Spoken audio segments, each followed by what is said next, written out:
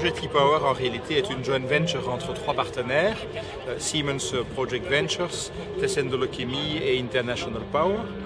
La problématique initiale qui a amené à la genèse du projet est que Tessenderlo souhaitait attirer une centrale électrique sur son site pour améliorer la compétitivité de ses installations et d'améliorer, disons, sa situation compétitive sur le marché de l'approvisionnement d'électricité en général, qui n'était pas et n'est sans doute pas toujours extrêmement compétitif. Je crois qu'il est important de souligner que pour un consommateur électro-intensif, il est utile de pouvoir se baser non pas nécessairement sur les prix de marché, mais également sur des coûts et des coûts contrôlables à long terme. Je dois ajouter aussi qu'un changement important est intervenu en ce qui concerne notre Tessenderlo Group il y a quelques semaines, puisque l'activité ou la branche chloralkali PVC a été revendue au groupe britannique Ineos Chlor-Vinyls, de telle sorte qu'aujourd'hui, la Tessenderlo est en réalité un partenaire financier dans T-Power.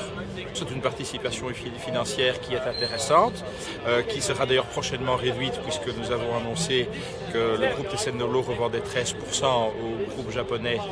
Tokyo Gas, simultanément d'ailleurs qu'un autre actionnaire, Siemens Project Ventures, vendra également 13% à Tokyo Gas. Donc dans le futur, le groupe Tessenderlo ainsi que le groupe Siemens par ailleurs seront chacun partenaires à hauteur de 20% dans T-Power,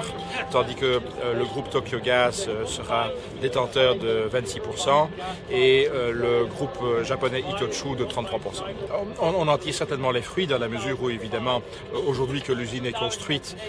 clairement par rapport au projet initial, elle a une valeur supérieure et de notre côté, la participation qui avait été prise à son niveau initial était bien entendu pour rendre le projet possible. Aujourd'hui c'est chose faite, donc d'une certaine manière nous pouvons dire que sur ce plan-là la mission est accomplie. Nous ne sommes pas en tant que tel, la société T-Power est un acteur dans le monde énergétique, mais la totalité de la production en réalité fait l'objet d'un contrat de travail à façon avec le groupe RWE Essent, de telle manière que la société T-Power en tant que telle n'encourt pas le risque commercial lié à l'activité énergétique. Ce risque commercial, c'est RWE Essent qui le prend pour le long terme. Donc c'est davantage un rôle de développeur de projet, d'actionnaire d'un projet, plutôt que celui d'acteur énergéticien en tant que tel. Cette initiative était nécessaire et il a fallu prendre un nombre de risques pour y parvenir, mais je pense que c'était ce qu'il fallait faire pour rendre ce projet possible.